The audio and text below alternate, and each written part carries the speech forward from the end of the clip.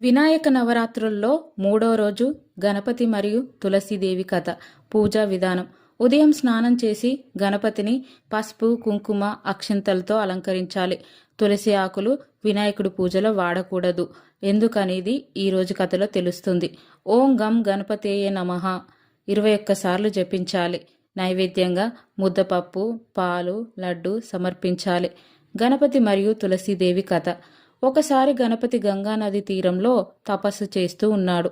ఆ సమయంలో తులసీదేవి అక్కడికి వచ్చింది. ఆమె గణపతిని చూసి మనసులో చాలా ఆకర్షితురాలయ్యింది.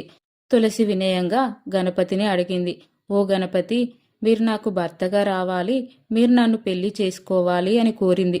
అప్పుడు గణపతి నవ్వుతూ, ఓ తులసి, నేను బ్రహ్మచారి, వివాహం చేసుకోను, నిన్ను పెళ్లి చేసుకోవడం సాధ్యం కాదు అన్నాడు. అది విని తులసి కోపంతో, నన్ను తిరస్కరించావు కాబట్టి నువ్వు 2 సతీమణులను కలిగి ఉంటావు అని శపించింది. అప్పుడు గణపతి కూడా బదులుగా, తులసి, నువ్వు విష్ణుమూర్తి పూజలో మాత్రమే పవిత్రంగా ఉంటావు, కానీ నా పూజలో నిన్ను ఎవ్వరూ ఉపయోగించరాదు అని అన్నాడు. ఆ తర్వాత కాలంలో గణపతి నిజంగానే సిద్ధి మరియు బుద్ధి అనే 2 దేవతలను భార్యలుగా పొందాడు.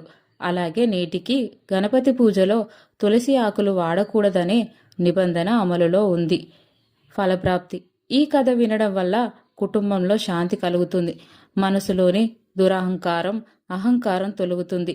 పూజలో ఏది వాడితే మంచిది, ఏది వాడకూడదో కూడా తెలుస్తుంది. Please like, share, subscribe.